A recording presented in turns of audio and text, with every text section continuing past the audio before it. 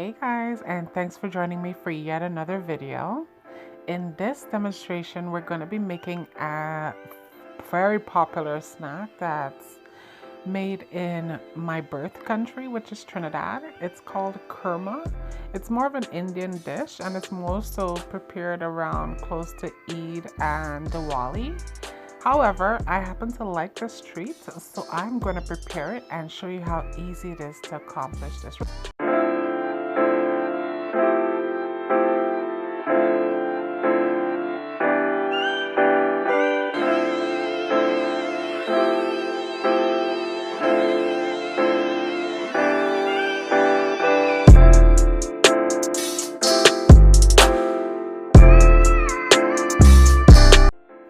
So I'm back. I'm here making yet another Trini snack. This one's called Kurma.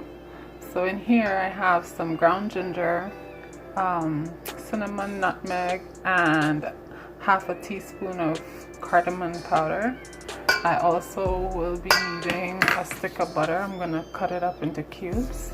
I'll be needing condensed milk and some milk, some evaporated milk. Yeah, guys, so I mixed in all my dry ingredients and now I just cut up a stick of butter. In here as well, I do need to use my hands to incorporate that, but before I put my hands in there, I'm going to add my 2 tablespoons of condensed milk. This is kind of mandatory, so I'm gonna add 2 of those and mix it in as well. And slowly add the milk too. Yeah, guys, so you just have to massage in this batter. I haven't added any of the wet milk yet. It only has the condensed milk and stuff, but I'm just incorporating all those together to get, like a batter. I'm gonna start to slowly add the milk to this now until I get it into a nice dough. It should be pretty pliable but firm, so when you get this kind of a texture, like this consistency, like you see, it's still pliable.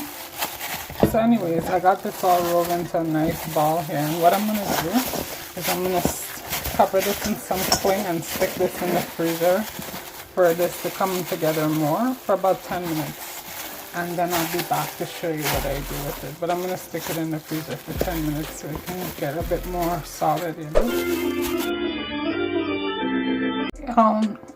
So this is the dough after being in the freezer for 10-15 minutes. Actually, this one was in there. So what I'm gonna do is I'm just gonna take a regular rolling pin. I'm probably not gonna flour it anything because it's not gonna stick too much anyway. So I'm just gonna roll this out a couple on this side. I'm gonna use my 2 hands, of course, and then I'll flip it to the other side and do the same. So now this is rolled out to say about, compared to my finger there, I'd say 1/3 of an inch. So not thin, but that's it. I'm kind of fussy and finicky about this kind of stuff. So what I'm gonna do is I'm gonna clean up my edges of all this, make it into a square, and I'll probably re-roll the edges at the end, but I like it kind of uniform. So this is just the edges, like I cut the whole surface and I did the edges. I just cut them off and I roll them. You can make them into any shape you want. To me, I just swizzle them together, to get them to look like this.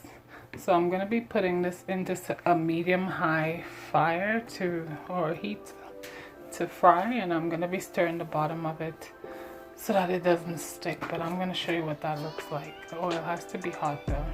So I got my oil hot and I have the first batch of kurma that I'm going to be frying. So I'm just going to be placing that into the oil. It has to be on medium fire, by the way, because anything higher than that will burn. You have to consider that there's butter in here, there's condensed milk in here, so you don't want to have it too high so that it could burn. I'm gonna be spinning this on. So I came back with the kurma that has been fried. Now I have to make a caramelized glaze for this. So I'm gonna show you what I do to make that. Usually it's only just sugar, and I'm making a syrup, But anyways, I'm going to show you what that entails. Give me a minute. Okay, also for the glaze, I have 3/4 cup of sugar here and just a 1/4 cup of water. So I'm just going to be adding that water to this, and I'm just going to make sure this turns into a nice little paste. I'm going to be using a metal spoon to mix that in. I'll probably use a smaller spoon than this. And I'm going to let this get to sticky glaze before I turn it off. Okay, y'all, so I'm just melting the sugar that makes the glaze that goes on the caramel. So this isn't quite ready yet. As you can see, it's boiling, and the sugar is melting. But if you look carefully in the spoon, you can see these fine granules. I stir this until it gets pretty sticky. It's still pretty thick right now, so probably another minute of stirring. And you have to stir or else it'll start sticking. Okay, y'all, so we're just about where I'd like it to be with regards to syrupness, you know, like the syrupy thing. And it boils, and you'll start to see lots of bubbles and stuff coming out of this too. So that's how you know it's really getting there. It's close because of all the bubbles that are forming, see? Yeah, so I have to definitely be stirring for the next little bit. But probably one more minute, no more than 9 minutes total. So I took it off the fire now because it's perfect, in my opinion, to do what I needed to do. I took the paper towel from underneath the kurma, and to start, I'm gonna just scoop 3 of these over top the kurma, just to start, just 3 of those tablespoons. And then I'm gonna give it a nice little toss with the spoon. Like this. Okay guys, so this is with all that syrup that I made on it. It's kind of hard to stir with one hand, but yeah. So I'm just gonna integrate that syrup all over these. I think that's good enough right now. I'm just gonna put it over in the next container, and then slowly but surely these will start turning white as the sugar hardens on these kurma. So I just came back with the end result of the kurma. I put a little bit on the plate here that I'm gonna actually be having myself right. Yeah, so I just wanted to show you what it looks like when it's done. It has a strong flavor of ginger. I could have put a little bit more, but yeah, to me it turned out pretty good.